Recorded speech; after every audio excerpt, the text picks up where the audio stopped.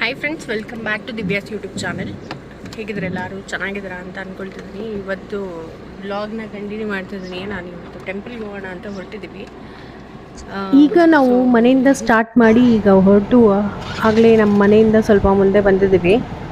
Minima ಅಂತ ಒಂದು temple ಇದೆ ಹಾಸನ್ ರೋಡಲ್ಲಿ, ಚನ್ನರಾಯಪಟ್ಟಣ ಹತ್ರ. ಅಲ್ಲಿಗೆ ಹೊರಟಿದ್ದೀವಿ ಇವಾಗ.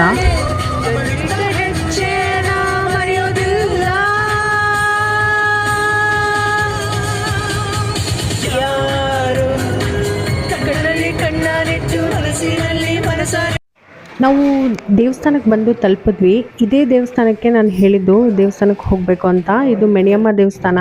ಸೊ ಮುಗಿಸ್ಕೊಂಡು ನಾವು ಅಲ್ಲಿಂದ ಹೊರಟ್ವಿ. ದೇವಸ್ಥಾನ ದರ್ಶನ ಎಲ್ಲ ಮುಗಿಸ್ಕೊಂಡು ಚೆನ್ನಾಗಿ ದರ್ಶನವೂ ಆಯಿತು.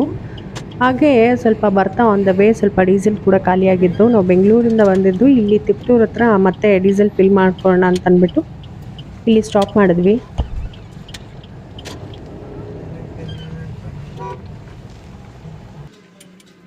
ಫುಲ್ ಟ್ಯಾಂಕ್ ಮಾಡಿ.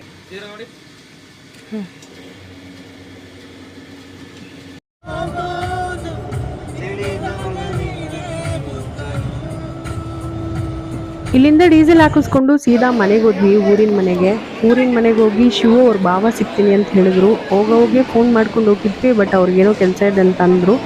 ಸರಿ, ಆ ಟೈಮಲ್ಲಿ ಇನ್ನೂ ಲೇಟ್ ಆಗುತ್ತೆ, ಅವರು ಹಾಸ್ಪಿಟ್ಲಿಗೆ ಹೋಗಿದ್ದೀನಿ ಅಂತ ಹೇಳಿದ್ದಕ್ಕೆ ನಾವು ಸ್ವಲ್ಪ ಸ್ನ್ಯಾಕ್ಸ್ ತಿನ್ನೋಣ ಅಂತ ಬಂದ್ವಿ. ಸ್ನ್ಯಾಕ್ಸ್ ತಿನ್ಕೊಂಡು ಅವ್ರನ್ನ ಮೀಟ್ ಮಾಡಿಕೊಂಡು ಬರೋಷ್ಟೊತ್ತಿಗೆ ಲೇಟ್ ಆಗೋಗಿತ್ತು.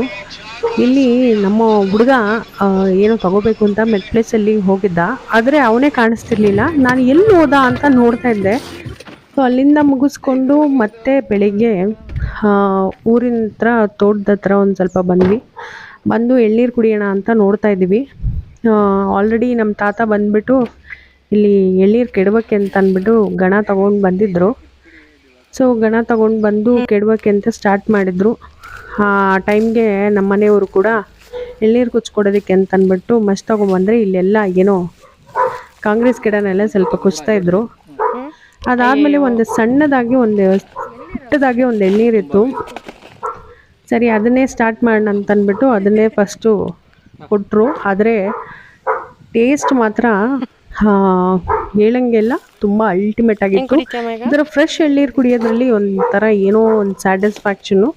ನನಗಂತೂ ತಗೊಂಡು ಕುಡಿಯೋಕ್ಕಿಂತ ಈ ಥರ ತಗೊಂಡು ಅಂದರೆ ಆವಾಗ ಕಿತ್ಕೊಂಡು ಕುಡಿಯೋದು ತುಂಬ ಇಷ್ಟ ಆಗುತ್ತೆ. ಸೂಪರ್ ಆಗೈತೆ ಮಾತ್ರ. ಒಂದು 15-20 ಇರೋ ಒಂದೊಂದು ಕೊನೆಯಲ್ಲಿ ಕೊನೆನೇ ಕುಯ್ತಾ ಇದ್ದೆ ಪೂರ್ತಿಯ. ಇನ್ನೂ ಸ್ವಲ್ಪ ಎಳ್ನೀರು ಬೇಕು ಅಂತ ಅಂದಿದ್ದಕ್ಕೆ ಸ್ವಲ್ಪ ಅಡ್ಜಸ್ಟ್ ಮಾಡ್ತಿದ್ದಾರೆ. ಗಣನ ಸ್ವಲ್ಪ ಹೈಟ್ ಜಾಸ್ತಿ ಆಗಿತ್ತು ಅಂತ. ನನ್ನ ಮಗಳು ಒಂದು ಸ್ವಲ್ಪ ನಲ್ಲಿಕಾಯಿ ಇತ್ತು ಅಂತ ಅಂದ್ಬಿಟ್ಟು ತೋರಿಸ್ತಿದ್ದಾಳೆ.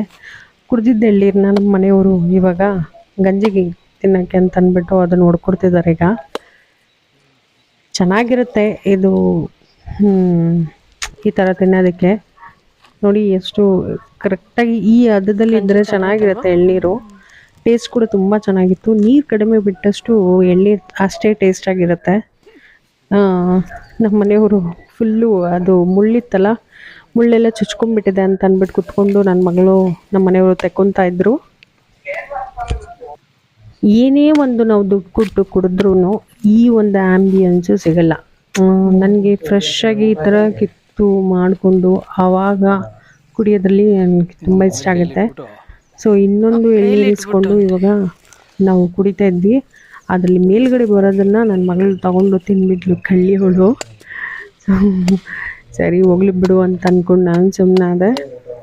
ಸೊ ಇವಾಗ ಮತ್ತೆ ಇನ್ನೊಂದು ದೊಡ್ಡದು ಎಳ್ನೀರು ಕೊಟ್ಟರು. ಅದು ತುಂಬ ಚೆನ್ನಾಗಿತ್ತು. ಸೊ ಅದು ಗಂಜಿನೂ ತಿನ್ಕೊಂಡು ಅದಾದಮೇಲೆ ಇಲ್ಲಿಂದ ಹೊರಡೋಣ ಅಂತ ಅಂದ್ಬಿಟ್ಟು ಇದನ್ನು ತಿನ್ಕೊಂಡು ಹೊರಟ್ವಿ. ಮನೆಗೆ ಬಂದು ಎಲ್ಲರೂ ದ್ರಾಕ್ಷಿ ತಿನ್ನೋಣ ಅಂತ ಅಂದ್ಕೊಂಡು ಕುತ್ಕೊಂಡು ದ್ರಾಕ್ಷಿ ತಿಂತಾಯಿದ್ವಿ. ಆಮೇಲೆ ಇನ್ನೊಂದು ಹೊಲದ ಹತ್ರ ಬಂದುಬಿಟ್ಟು ತೋಟಕ್ಕೆ ಬಂದ್ವಿ. ಆ ತೋಟಕ್ಕೆ ಬಂದು ಸ್ವಲ್ಪ ಹೂವು ಕಿತ್ಕೊಳ್ಳೋಣ ಅಂತ ಬಂದ್ವಿ. ರೋಸ್ ಕಿತ್ಕೊಳ್ಳೋಣ ಅಂತ ನೋಡಿದ್ರೆ ಅದು ತುಂಬ ಜಾಸ್ತಿ ಅಳಿಬಿಟ್ಟಿತ್ತು. ಸೋಮವಾರ ಇರೋದ್ರಿಂದ ಆಲ್ರೆಡಿ ಎಲ್ಲ ಹೂವನೂ ಕಿತ್ಬಿಟ್ಟಿದ್ರು. ಅಷ್ಟು ಹೂವು ಇರಲಿಲ್ಲ. ಸ್ವಲ್ಪ ಈ ದಾಸವಾಳ ಹೂವು ಇತ್ತು.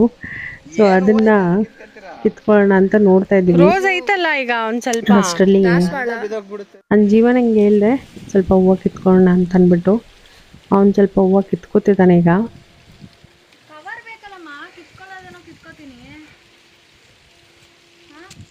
ನೋಡು ಕೊಬ್ಬು ನಿನಗೆ.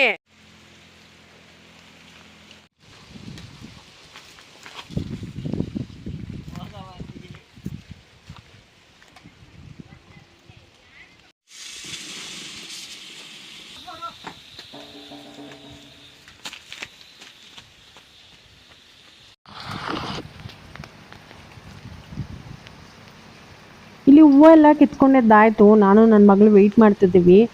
ನಮ್ಮ ಹಸ್ಬೆಂಡ್ ಅವ್ರ ಅಕ್ಕನಿಗೆ ಸ್ವಲ್ಪ ಜ್ಯುವೆಲ್ರಿ ಕೊಡಿಸ್ಬೇಕಿತ್ತು, ಅದನ್ನು ತಗೊಳ್ಳೋಣ ಅಂತ ಅಂದ್ಬಿಟ್ಟು ಈಗ ಜ್ಯುವೆಲ್ರಿ ಶಾಪ್ ಹತ್ರ ಹೋಗ್ಬೇಕಿತ್ತು. ಅವ್ರು ಲೇಟ್ ಆಗ್ತದೆ ಅಂತ ಹೇಳಿದ್ದಕ್ಕೆ ಸುಮಾರು ಟೈಮು ಅಲ್ಲೇ ವೆಯ್ಟ್ ಮಾಡಿದ್ವಿ. ಅವರು ಓಪನ್ ಮಾಡಿರಲಿಲ್ಲ. ಸೊ ಹಂಗಾಗಿ ಅಲ್ಲೇ ವೆಯ್ಟ್ ಮಾಡಿ ಫೈನಲ್ ಆಗಿ ಅವರು ತೊಗೊಂಡ್ರು. ಜ್ಯುವೆಲ್ರಿ ತೊಗೊಂಡು ಅವ್ರಿಗೆ ಕೊಡಿಸ್ಬಿಟ್ಟು ನಾವು ಈ ಕಡೆ ಬೆಂಗಳೂರು ಕಡೆಗೆ ಜರ್ನಿ ಸ್ಟಾರ್ಟ್ ಮಾಡಿದ್ವಿ. ಸೊ ಹೋಗ್ತಾ ಆನ್ ದ ವೇಲಿ ಹೀಗೆ ತರಲೆಗಳು ಮಾಡಿಕೊಂಡು ಹಾಗೆ ಹೋದ್ವಿ. ಅವ್ನು ಚಾಕ್ಲೇಟ್ನ ಕೊಡ್ತೀನಿ ಅಂತ ಅಂದ್ಬಿಟ್ಟು ಅವನೇ ತಿನ್ಕೊಂಡ್ಬಿಟ್ಟಿದ್ದ. ಸೊ ಇದು ಒಂದು ನೊಣಿಂಕೆರೆ ಆನ್ ದ ವೇ ತರ್ತಾ ತುಂಬ ದೊಡ್ಡದಾಗಿದೆ, ತುಂಬ ಚೆನ್ನಾಗಿ ಕಾಣುತ್ತೆ. ಸೊ ಈ ಟೈಮಲ್ಲಿ ಸಂಜೆ ಟೈಮಲ್ಲಂತೂ ಪೀಕಾಗಿ ಕಾಣ್ತಾ ಇತ್ತು. ಒಂದು ಆಲ್ಮೋಸ್ಟು ಒಂದು 5:15 ಟೈಮ್ ಇದು, 5:15 6 ಗಂಟೆ ಟೈಮು. ಸೊ ಇನ್ನೇನು ಸೂರ್ಯ ಮುಳುಗಬೇಕು. ಹಾಗೆ ಆನ್ ದ ವೇ ಬರ್ತಾ ತರಬೇತಿ ಆದಮೇಲೆ ಇವ್ರ ಹತ್ರ ಇದೆಯಲ್ಲ ಸ್ವಾತಿಗೆ ಬಂದ್ವಿ ಊಟ ಮಾಡ್ಕೊಳ್ಳೋಣ ಅಂತ ಅಂದ್ಬಿಟ್ಟು ಅವರು ಮೆನುನ PhD ಮಾಡ್ತಾಯಿದ್ರು. ಸೊ ಅಷ್ಟರಲ್ಲಿ ನಾವು ಬೋಂಡ ಸೊಪ್ಪು ತೊಗೊಂಡ್ವಿ. ನಾನು ಬೋಂಡ ಸೊಪ್ಪು ತೊಗೊಂಡೆ, ಜೀವನು ಬೋಂಡ ಸೊಪ್ಪು ತೊಗೊಂಡೆ. ನಮ್ಮ ಶಿವರು ಅದೇ ತೊಗೊಂಡ್ರು. ನಮ್ಮೀಗ ಸ್ವಲ್ಪ ನನಗೆ ಪನ್ನೀರ್ ಬೇಕಿತ್ತು ಡ್ರೈ ಅಂತ ಹೇಳಿದ್ದಕ್ಕೆ ಪನ್ನೀರ್ ತೊಗೊಂಡ್ವಿ. ನಾನು ಒಂದು ಕಾಫಿ ತೊಗೊಂಡೆ, ಅದ್ರ ಜೊತೆಲಿ ಇರಲಿ ಅಂತ ಅಂದ್ಬಿಟ್ಟು ಅದ್ರ ಜೊತೆಗೆ ನಾನು ಗೀ ರೈಸ್ ಆರ್ಡ್ರ್ ಮಾಡ್ಕೊಂಡಿದ್ದೆ, ಅದನ್ನೆಲ್ಲರೂ ಶೇರ್ ಮಾಡ್ಕೊಂಡ್ವಿ. ಆಮೇಲೆ ನಮ್ಮ ಮನೆಯವರು ಸ್ಯಾಂಡ್ವಿಚ್ ತೊಗೊಂಡ್ರು, ಅವ್ರ ಹತ್ರನೂ ಒಂದು ಪೀಸ್ ಕಿತ್ಕೊಂಡೆ. ನೀವು ಆಲೂ ಪರೋಟ ತೊಗೊಂಡ. ಆಲೂ ಪರೋಟ ಮಾತ್ರ ಚೆನ್ನಾಗೇ ಇರಲಿಲ್ಲ. ಅವನು ಹಂಗೆ ಹಿಂಗೆ ಒಂದು ಬೈಟ್ ತಿಂದ್ಬಿಟ್ಟು ಬಿಟ್ಬಿಟ್ಟ. ಸೊ ಈ ಒಂದು ಆ್ಯಂಬಿಯನ್ಸ್ ಅಂತೂ ಚೆನ್ನಾಗಿರುತ್ತೆ ಮೇಲ್ಗಡೆ ಎಲ್ಲ.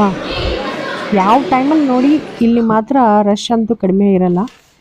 ಸೊ ಊಟ ಮುಗಿಸ್ಕೊಂಡು ಸ್ವಾತಿ ಗಾರ್ಡನಿಯಲ್ಲಿ ಅಲ್ಲಿಂದ ಹೊರಟು ಆದಮೇಲೆ ನಮ್ಮ ಜೀವು ಇವಾಗ ಹೋಗ್ತಾ ಕೇಳ್ತಾನೆ, ನೀವೇ ಕೇಳಿಸ್ಕೊಡಿ ಏನು ಅಂತ.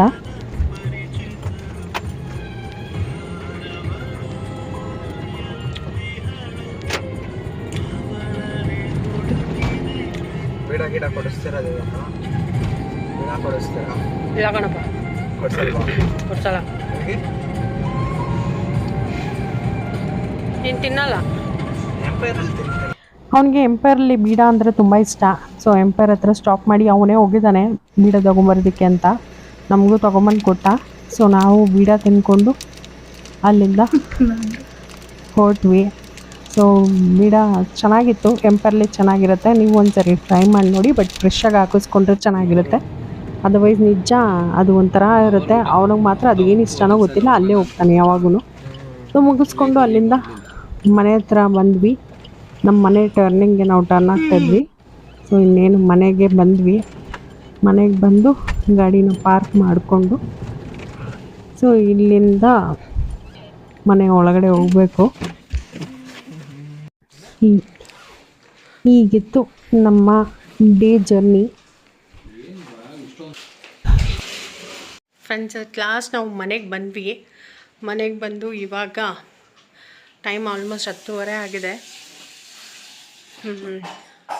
ಈಗೇನಿಲ್ಲ, ಊಟನೂ ಎಲ್ಲ ಮಾಡ್ಕೊಂಡು ಬಂದಿದ್ದೀವಿ. ಸೊ ನಾನು ಇಲ್ಲಿಗೆ ವ್ಲಾಗ್ನ ಎಂಡ್ ಮಾಡ್ತಿದ್ದೀನಿ. ಮತ್ತೆ ಸಿಗೋಣ ಇನ್ನೊಂದು ವ್ಲಾಗ್ ಜೊತೆಗೆ. Thank you so much. Bye.